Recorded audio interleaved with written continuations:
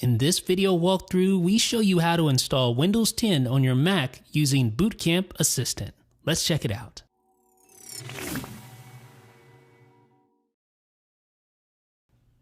The first thing we need to do is to download the Windows 10 ISO, and this will allow you to install Windows 10 on your MacBook using Boot Camp Assistant. So just search on Google for Windows 10 download, and you should see download Windows 10 disk image ISO file right there. So you just click that, and that will take you to Microsoft's website where you can download the disk image. So the first thing you need to do is to select the version of Windows 10 you want. You want just normal Windows 10, click confirm, and then choose your language.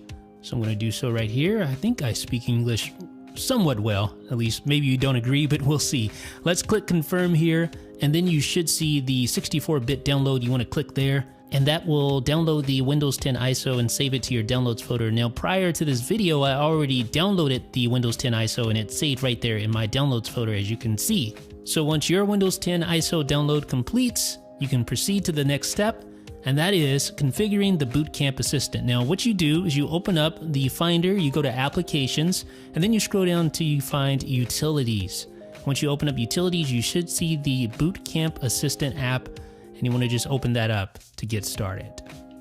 So once Boot Camp Assistant is open, you can click Continue, and then next to the ISO image box, you want to click where it says Choose, and go to the Downloads folder or wherever your Windows 10 ISO is saved, select the ISO, and then click Open. Alright, so now we need to designate the amount of space you want to give the Windows Boot Camp partition. Of course, you can drag it all the way over, but you want to be reasonable because you want to leave Mac OS with enough space as well.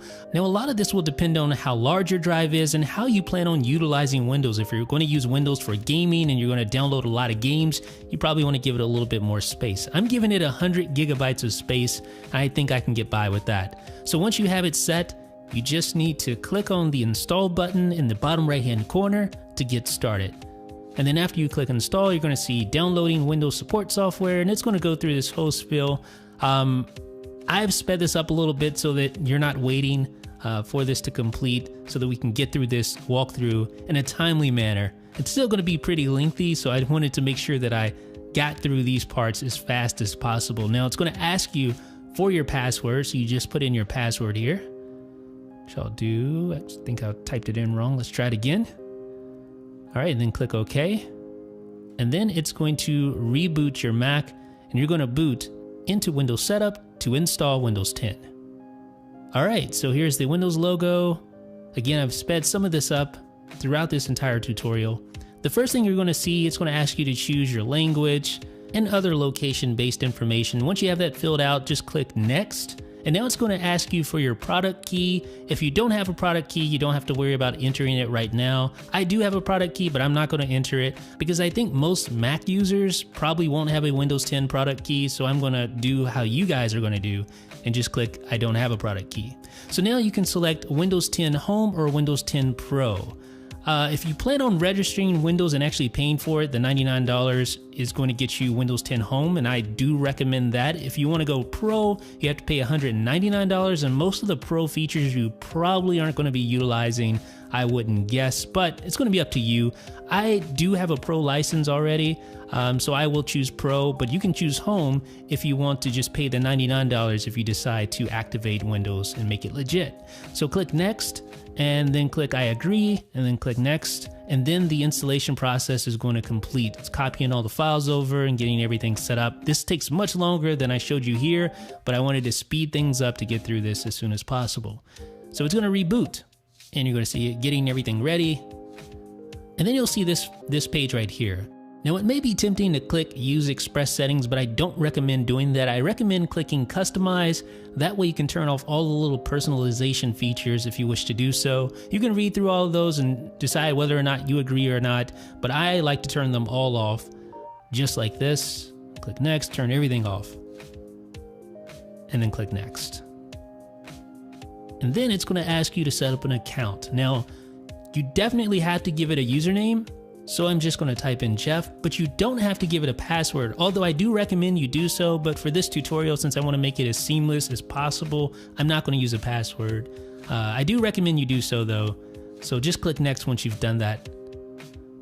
and now you can enable or disable Cortana. I'm going to select not now because I don't want any sort of assistant. And it is continuing to load. This does take a while.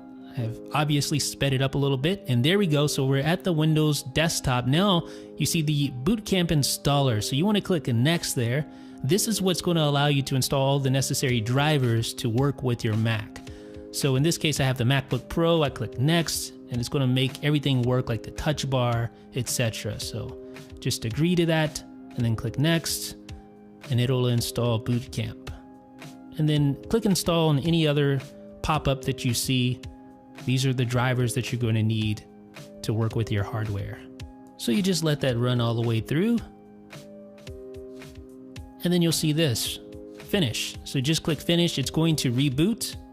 And since I didn't set a password, it'll go ahead and log me in automatically, like that.